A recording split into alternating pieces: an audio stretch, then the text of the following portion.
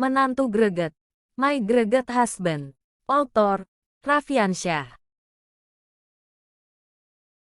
Jangan lupa komen, like dan subscribe.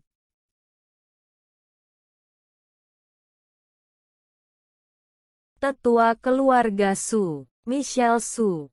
Bukan aku ingin mengatakanmu.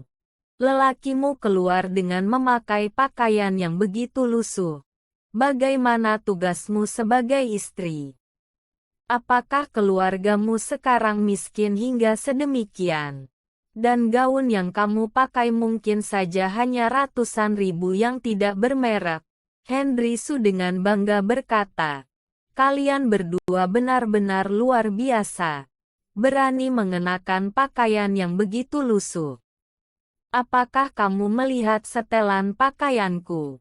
Itu merupakan buatan pabrik jas yang terkenal di Naples, Italia.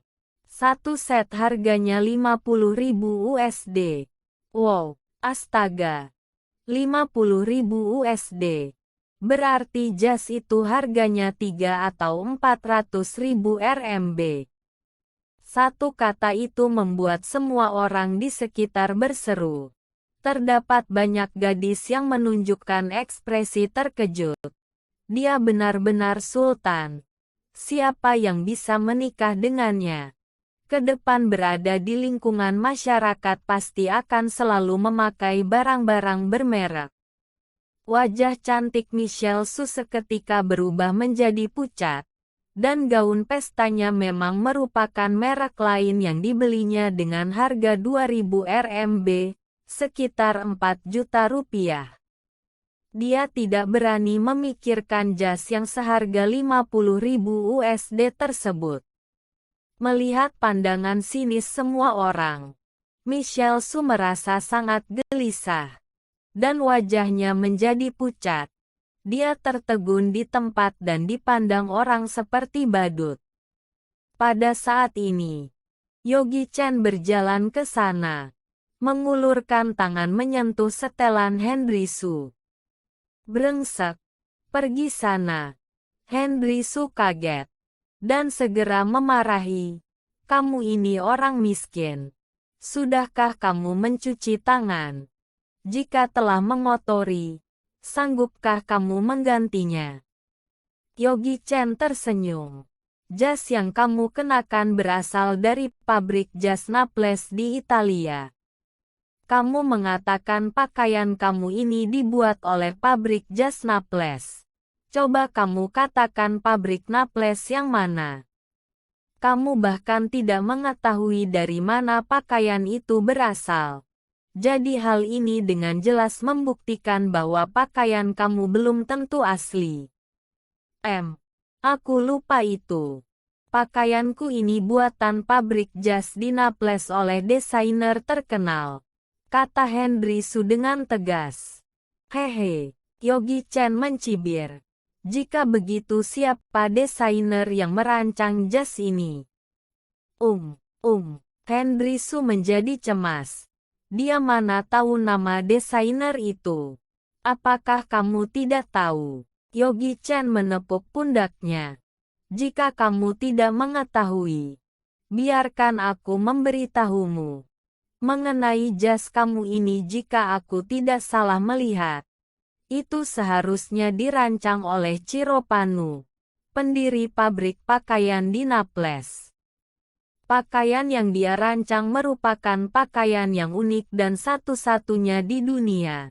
Tidak akan terdapat tipe kedua yang mirip. Dan kain yang digunakan dalam pakaian mereka adalah bahan terbagus di dunia. Tekstur pakaian kamu terasa kasar saat disentuh.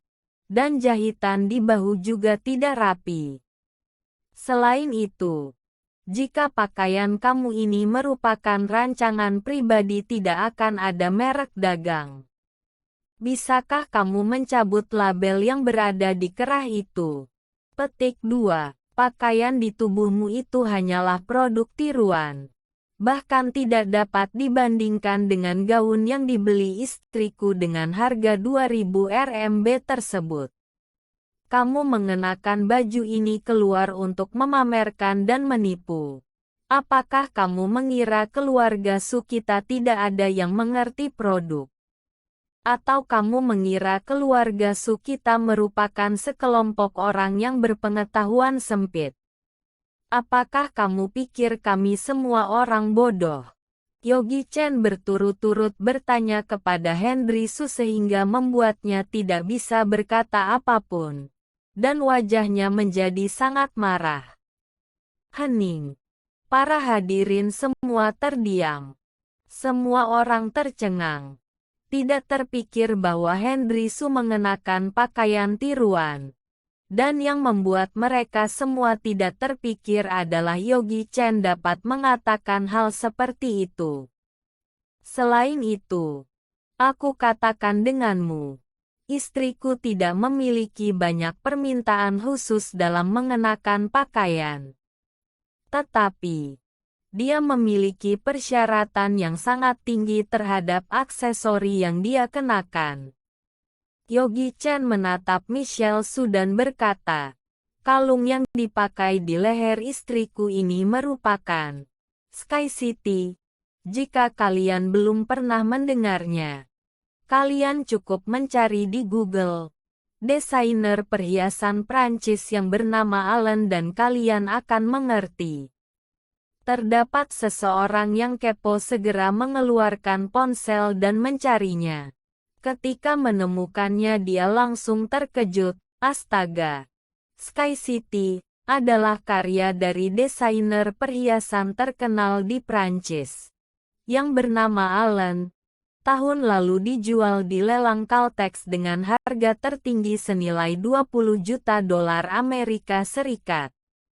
Wow, sepatah kata membangkitkan ribuan ombak. Semua orang heboh. Ya ampun. Sky City, benar-benar. Sky City, terlalu indah. Kalian lihat permata biru itu. Konon berkata desainer Allen mengambil dari ribuan permata biru yang terbaik. Semua orang tercengang, meskipun tidak ada yang pernah melihat Sky City yang sebenarnya. Tetapi dapat dilihat dari permata biru di kalung tersebut. Kalung ini sangat berharga. Kemudian dibandingkan dengan informasi yang ditemukan di internet. Hasilnya sama persis. Ini merupakan kalung asli. Ya Tuhan. Kalung senilai 20 juta dolar Amerika Serikat dikenakan di lehernya dengan sembarangan. Michelle Su seketika langsung menjadi pusat perhatian. Dan gadis-gadis di lokasi berkumpul demi melihat penampilan sebenarnya dari kalung tersebut. Wow. Ini terlalu indah. Suara iri keluar dari mulut mereka. Michelle Su tidak bisa menahan diri untuk tidak menatap Yogi Chen. Dan entah kenapa rasanya dia terlihat nyaman. Selama 2 tahun. Kali ini adalah pertama kalinya dia menatapnya dengan sangat serius. Namun, Michelle Su percaya bahwa sifat Yogi Chen sulit untuk diubah. Dan dia dapat mengetahui 80% kemungkinan tadi dia diam-diam mencari informasi hal ini menggunakan ponsel.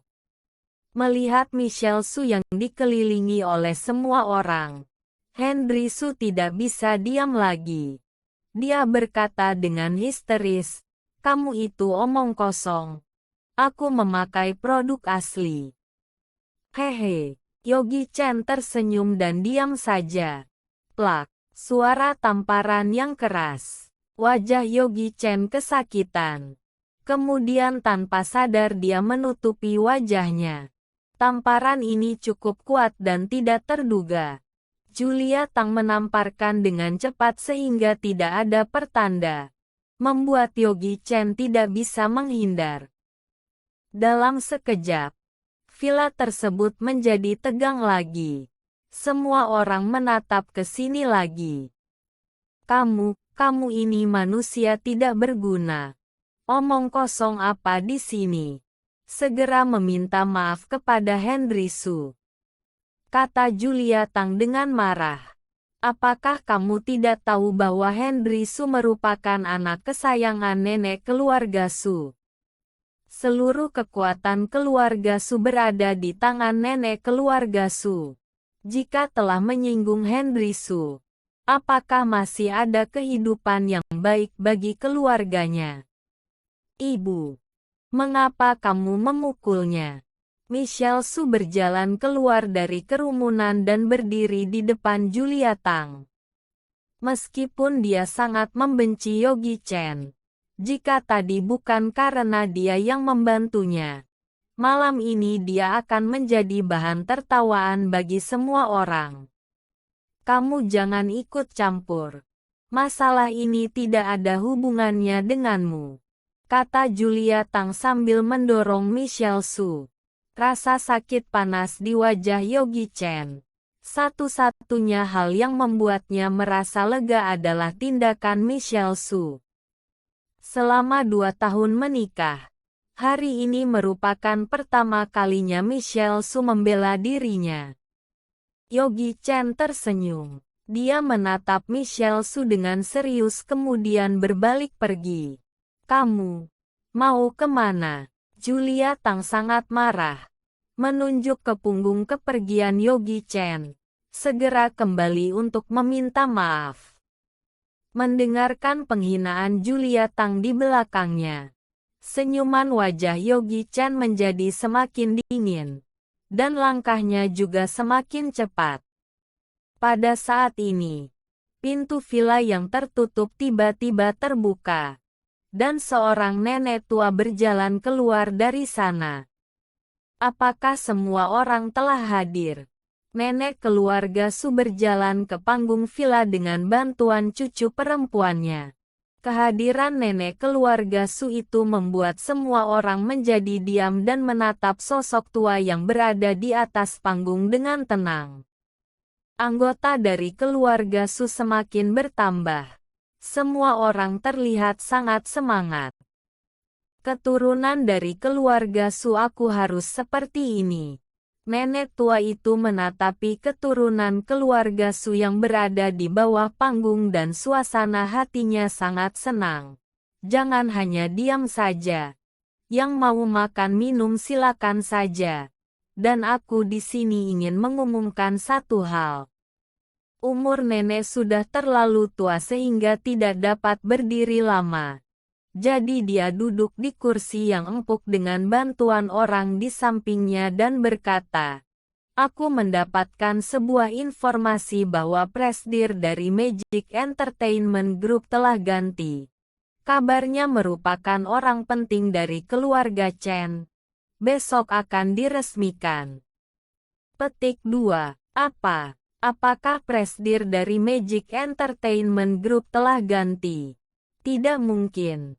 Bukankah presidir Magic Entertainment Group saat ini adalah putra dari kepala keluarga Chen? Siapa yang akan mengganti jabatannya? Siapakah yang lebih penting dari putra sulung kepala keluarga Chen?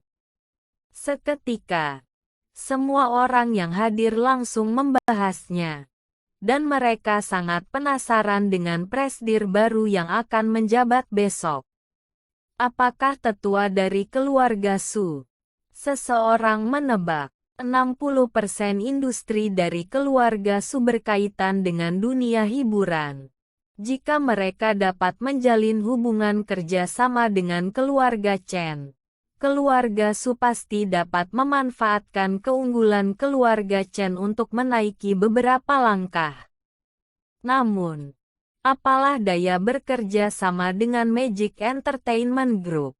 Keluarga biasa seperti keluarga Su sama sekali tidak memenuhi persyaratan untuk bekerja sama dengan Magic Entertainment. Lagi pula, backingan Magic Entertainment adalah keluarga Chen.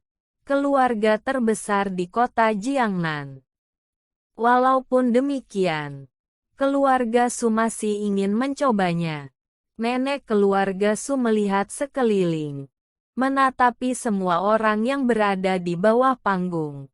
Perlahan berkata, Siapa yang bersedia pergi ke Magic Entertainment membahas rencana kerjasama?